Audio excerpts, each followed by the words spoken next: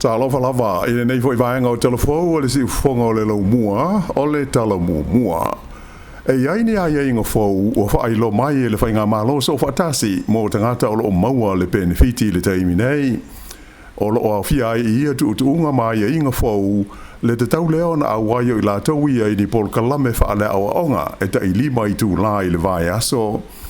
O le whaari ngalo ia mai le malo e winga i le neimata upu na ta uai o tangata o lo sue ngā luenga, e mana o mia o na awai ma whaatino ni ngā yoinga ai titi mai e tolu mo le sa ilinga o ni ngā luenga i le vai aso tasi mo le masina atoa. O na toi li poti atuai lea i le mta ngā luenga o le ati na elotele, le Ministry of Social Development po le MSD.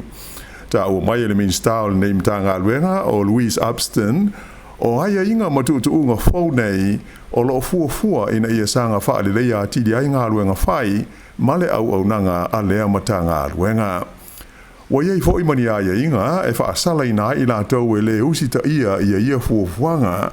o se vaenga o le whainga e whao ngā ina i mōli e fōringa o mōli awala po o le traffic light system a lea fo i ofisa tele o le mālo.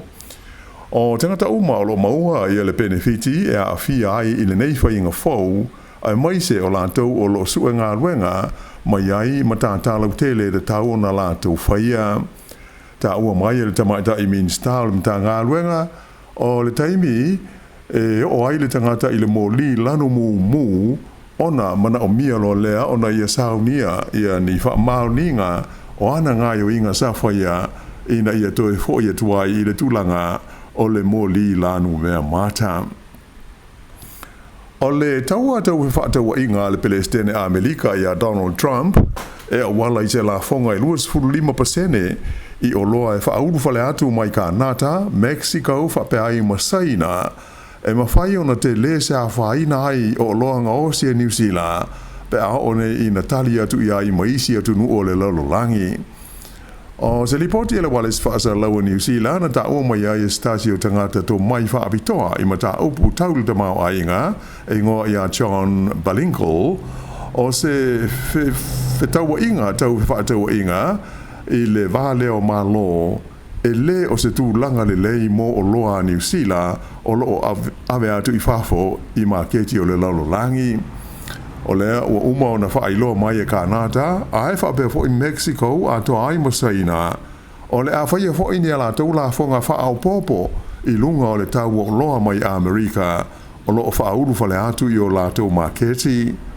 E manatu la ua mai i nei mata upu, o le taimi e whaate tele ai fe tau inga nei whaale waho ma lo, e mauti no lava, o le a pa uai ma le fua o le tamau a inga po le TDP o le lalulangi. Mai o le winga moni o le atulanga e pa uai ma le tulanga mo mia o se o loa lama mai New Zealand e au wina atu i whafo. Whaalia e le lia John Balinkle o se tulanga e whaapopole i nai i a mea ia ua liali mai le nei taimi i tulanga ia tau fe whaataua inga i le wā o malo. Ua whaapau i lalo e le whare tupe o le ASB le fua o le tului mo nisi o ana mo kesi pupuu i eto o tele tangata o lo o whao ngā ina i le teimi nei. E 5 points o le a whaapau ai le tului mo le tausanga a toa ma o i fuai i le 5 tesi 5%. Ai o le fua mo kesi e tais fulwalu masina le umi e tongi ai o le a pau i le 5 tesi ma le tolu 5%. Ai o mo kesi e tai lua tau sanga e lua se fulu points e pa ui whai i le fuafau o le tului e 5 tesi lua iwa pasene. O le se fulu ma le tasi a ile nei o taimi ua whapeona pa ua i lalo le fua o le tului o ai Tala Fou mo kesi a le whale tupele nei o le ASB talu mai u lai o le tau sanga talu ai. O le fuafau o tului mo tupe teu whaavai taimi a le ASB o le apa u foi i le vao le 5 ma le 10 basis points. E le ngata i le ASB ai ua whailo mai foi i le whale tupe o le Kiwi Bank lantou o le aia i foi ni swinga i le fua o le tului moa na teu ngā tupe whaavai taimi po term deposits e lua se fulu points ua pa uai i a tului mo tupe teu mo le umi e ono masina ai 5% ua pau ai ia le tului mo te ngā tupe e ta i lua se lau aso le umi. O wha maunga fo i mai le whale tupe tūri tonu ua i loa ai ia le tūlanga pau o le tului wha apitoa mo le umi e tasi le tausanga mai le maunga le sa ia e fitu tesi 3% i le 5 tesi ma le 4% ua iai i le taimi nei. E maua e la wha inga o whale sa tu i lunga o le maketi e fia whaata watu i le masina o Januari mai ua whaalia mai e whapea o se au wha inga o pito i maua lunga lea i le tono o le se fulu tausanga ua tua nai e tu nei. O la wha inga atoa whale sa lisi mo le fia whaata winatu i le masina na tenei e tolu se fulu lua afe wha se lau se fulu ma le lua e tu sa lea ma le 5 afe ua maua lungai na i lo le lua se fulu fitu afe lua se lau ono tasi o whale sa fia whaatawina atu i a Januari le tausanga lua afe lua se fulu ma le wha. Whaalia mai le whaatono le company le Real Estate New Zealand o Sarah Wood o le whaatoa maua leo la whaio ni whale fia whaatau ese i nahatu talu mai Januari le tausanga i lua afe se fulu ma le 5. E au pito i tele i a whale sa fia whaatawina atu i le tonu au kilani malona i tū malo le ana tūla i mai e se fulu tasi afe wha se lau ono se fulu ma le 5. E le i aise swinga tele i le tau o whale fia whaatau atu sa evalesi i le malu se lau ono se fulu malu afe iwa se lau ono iwa ta la i a pe o se pau le atu sa e tasi tesi ma le 3% pe a whaatusa i le tau sanga taluai. Ta ua foi, e o tele tangata fia whaatau ni o lātou whale o whaatentali i le teimi e pau wai le fua o tului o ai Tala Fou ma lātou fia i loa foi le tūlanga o le maketi mo whale i le tonu o le tunu. Ua whaalia mai e le taitai whono o le komiti whau tua a le WHO whalapau tonga foi le nei o le sefua maloloina le lololangi e da tau ai tai o le lololangi ona matuate e na malosi le mau whaamatalaga se malele sao o loo whaasara lauina nei e tūsai o le soifua maloloina lau tele. O le manatu o le lifo mai New Zealand nei o Sir Colin Tukitonga e whaatatau lea ini la fonga a le senatoa Amerika o Robert F. Kennedy le ana i tāwai e le o le misela le ana mali li waitanga te to avalus fulma le tolu i Sāmoa i le taimi na pipisi ai lea whaama i Sāmoa i le tausanga i lua afe se fulu iwa. E pei ona si la fia o le ua uma ona sāu noa whalawa i tele le whaatum sili o le soifua maloloina Sāmoa le lifo mai profesa o Alec Ekeroma mai e tāwai e matua pepelo ma le sao la fonga nei e le li o Kennedy. Ai i se tauranga Sir Colin ma le wales whaasara lau New Zealand e tusai o le mataupule nei na ia whaali ai o le tiu te whai o tai o atunu uma le puia leo la tau tangata mai whaamatalanga le sao tau le soifua maloloina e whaasara lauina whala waitele mai le taimi i le taimi. Na ia ta wai e matua whaapopole na lava o ia i le mawhai e se tangata e ono o vea maulu o ngā luenga tau le soifua maloloina i le tono le United States o Amerika ona ia whaia ni la fonga pepelo malele sao ai e au noa masona popole i ai. O le lifo mai a Sir Colin Tukitonga o le taitai whono o le komiti whau tua le WHO mo le puinga o wha mai tu mau po wha mai e le vipisi ia e ta ua non-communicable diseases.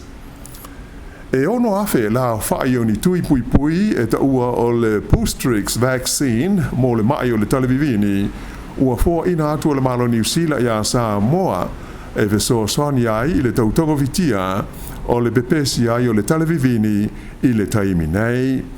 O novema o le tausanga taluai lea na alo ia ai o na whailo mai el mtanga luenga le soifua maloloina Sāmoa le pepesi ai o le talevivini le tonu o le tunu o se lipoti e le wale swasa lau New Zealand na ta wai sa le maua mua e Sāmoa ia le vaila au po le tui pui le nei o le Boostrix vaccine le ua fua ina atu nei iai ele malo New Zealand mo pui ngā whaale tonu e awhi ai e mai e ta ua o le pertussis o le tetanus ato ai ma le diphtheria e o mai i la so lua se fulu o Januari ua atoa le tolu se lau ono se fulu tolu o le awha inga o mai o le talevivini i le tonu o Sāmoa whaalia mai le mtanga luenga le soifua maloloi na o le se lau valus fulfau ia mai o te maiti ia e lalo le lima tausanga le mātua ai o leisi se lau luas fultasi o te maiti e lalo ifo le tasi le tausanga le mātutua. I New Zealand ia to tasi se tau mai titi pepe na umalo na ola ona o le talevivini le analo ia no pepesi i New Zealand le whaai unga le tausanga ua mawai. Ai o se lipoti le to mai nei mo le wha mai COVID-19 furuiva i New Zealand sa whaai lo mai ia le mtanga luenga le soifua marolo i na e tasi le afe fitu se lau se furuiva le a whaai o mai fau na wha mawina i le vai aso le na whaai ui la sa taluai. Mai le nei a whainga e se lau mara fitu tangata na mana o mia o na tonga fitia i le tonu o whale mai ai to fitu i la tau na mariri wai i le nā vai aso ona o le COVID se fulu maleiva. O lea o wha mauri mai e le li pāle mia ia Christopher Larkson o le atali malo le ewia Maori o le naitahu i a teia ia lātou sauninga e wha amanatu ai le whengainga o le waitangi i le stofi i le nuu o Akaroa i le motu i saute. O le masina o Desema le sa wha alau i tele mai ia Larkson o le a le wha atasi atu o ia i sauninga wha amanatu o le whengainga i le malae i waitangi i le neitusanga ona o lona mana o e ta amilo isi tu o le turu e moli mawina lātou fo i sauninga o le whengainga. E le ngata il pāle mia ai o le awhaatasi e fo i sauninga ia i Akaroa ma le kova na Silio New Zealand ia Dame Cindy Kiro le ua ia talia le wala au whaalo alo ale naitahu e whaatasi atu i ai.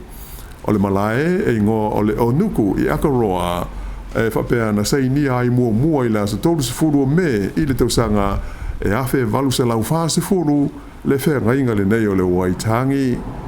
Ai o le tausanga ta si iwa valu le na foi ai i le lava foi malai o Maori le whaato e senga aloa ia le maloni sila i tangata naitahu ona o le tausisia o aia inga o le whengainga. O le solulu a tae au e amata ai o na whaatasia i le malai o itangi ta i tai o pati ma waenga wha upwhai o malo mo talanoa ngalo ia tau i upwhai o malo a o lumana i aile sauninga wha amanatu i le vavao o le sei ninga o lea whengainga i le vao le malo New Zealand ma ta i tai o Maori. O le minsta o le ati nae Maori o tama potaka o le a whai masui o le pāle mia i le teimi o le pofiri i le sauninga. O lo ese manatu mataofi o tangata i le a wai o le li pāle mia i le malai waitangi i le stofi e manatu nisi o le leifo i le a wai atu i ai o le pāle mia. Ai ta aufi fo inisi sa te taua o na whaatasi atu le pāle mia i le sauninga au tū le i le malai o le waitangi. Whairo mai e le teitei whono le whalapo tonga a le Waitangi National Trust o Peter T. Pene e le tau ona iai le pāle mia i Waitangi i lona tūlanga o ia o le taitai o le whainga malo. O lea sa whailo mai ai e le pāle mia Christopher Larkson ua leo toe ma mau se taimi ai whaia loala na malanga alo ia i le atunu o initia e pei ona sa fola ina mai aso o mamai. O se whaatasinga sa whaia le nu o kumeu i au kilani na whaali ai Larkson ua leo toe ma mau se taimi ai whaatau nuu i a lana polo misi sa whaia le taimi o whaatau sino le pālota ina ia malanga i initia e sanga whaale leia le whawhea loa i o New Zealand ma lea atu nuu i le taimi e ave ai o ia ma taitai o le malo. O lea sauninga i le sa wha maapopoina e tangata initia i le tonu o New Zealand e whaai longa i nai i le sauninga e ta ua o le Krishna Holy Festival ma e to tele tangata Asia sa whaatasi ai na to alu ai ma le pāle mia le main star leo o Mark Mitchell i lona tūlanga o ia o le main star fou o lanu mangangana SSA New Zealand. O le awha awau i le vai aso fou o na tapunia a wala autu i le tonu o le lau mua i Wellingtone e pei ona ia i le whai ungo le vai aso na mawai atu nei ma i le pō le sa whapea ai mo le pō na pō le asa whapea na awhia ai le ala tele nume le tasi i le vale o Wellingtone ma Johnsonville. O le tele o ngā luenga i le toi fia whaale leia o ia awala o mafu ai i a fufuanga i whaatino ia ngā luenga i le pō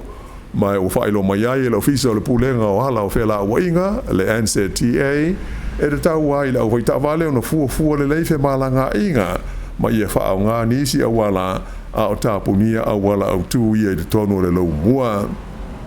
E a mata i la sa a sau nei la so iwa leo Februari o na tāpunia le ala tele au tū po le motorway mai Wellington a ngai atu i mātū mō ngā ruenga i whia i le toe whaataina o le ala tele i le mālea o le Caro Drive ma le Nauranga Interchange. E lima pōsa so e mō mia mō ia ngā ruenga e o atu lava i le stofi le aso sa fulu tolu o Februari e mai a fi ai tamale e fia malanga ngā i mātū mai i Wellington. Ina i tala mai whāwha o lo whaawo pēlo longa matautia i mātū sifo o Ausitalia ona o le mamafa ma le malosi ai o timunga. Walapata i aita ngā te nonofo ai lea vaenga o le tunu ina ia sauni mo nisi tu langa whaale tonu e lama tia ai le soifua ma ono whaatama i ai whale ma isi mea o ngā. O vaenga o loo whaamalosi ai nei le pata inga o nuu tu matawhanga i le talawhatai i mātū sa sae. O loo malo ia mai le mamafa i pēa o timunga. Tō tasil te ngata lea ua maliwa i lolonga nei Australia i leo Sātanuai ai whaitau wafe le a whai o ista ngata i no whanga mawalalo ua whapea o na whamalosia ave sea mai o lātou whale mō lo lātou saunga le mū. O le palemi o fiti a City Veni Rambuka, o le aia sauni ese te talo i le taimi se tau mawhitanga, i se mawhitanga te talo e whaia i Washington i Amerika i le vaia. So nei, whailo mai se whaasa lunga le malo o fiti e whapea na mala wina mai le li palemi i a Rambuka e a wai i lea mawhitanga te talo. Le ngata i lea ua whaatalo sanga ina fwoi o ia, e na te whaia le te talo i le tau mawhitanga i te tala ai lea wha moe moe. Mawhitanga talo le nei e whaia i tausanga si tasi, wha maa popo ina le National Prayer Breakfast Foundation mo le whono au po le Congress a le malo a Melika. O le lipa le mia fiti a City Veni Rambuka sa ia whaalia talua nei e na te langolango ina le li pelestene o Donald Trump ona o lona langolango ina malosi o le malo Israelu mai lo o ia tālusia e maua se avanoa e whailo o ia tuai i le li o Donald Trump a o ia i Washington. E tā alonga i la kapili ki ua whaamauni mai le sainia leo se whengainga e ta alo ai mo le kalapu malosi le Bulldogs i a stasio alo Sāmoa o lo ta alo i le leina i luma a le au o le Warriors. O ia lea o le taule lea o Sion Maiuu e luas fultasi tau sanga le matua o le ase atu nei e ta alo ai mo le Bulldogs i le tau sanga o le luafe luas fululima mai lua tau sanga le umi o lana kon karate o le kalapu le nei le Bulldogs i Australia e ta aloai i a stasio i alo Sāmoa o le li o Stephen Crichton. I la kapi iuni o le ua whailo mai le filfilia o le alo Sāmoa i a Ari Savea e a vea makapete ni fau o le aula kapi o le Moana Pasifika a o sauni atu mo le amataina o le tamusanga o le kapi Super Pasifika o le nei tau sanga o le nei alo le tunu ua iwa sifurufaa la wha inga o na ta longa mo le olopele ki a New Zealand mai ua se atu nei au kilani e ta pena ma sauni ai mo le amatalia o le tamusanga o le nei tau sanga. Whai unga le nao, Tala Fou.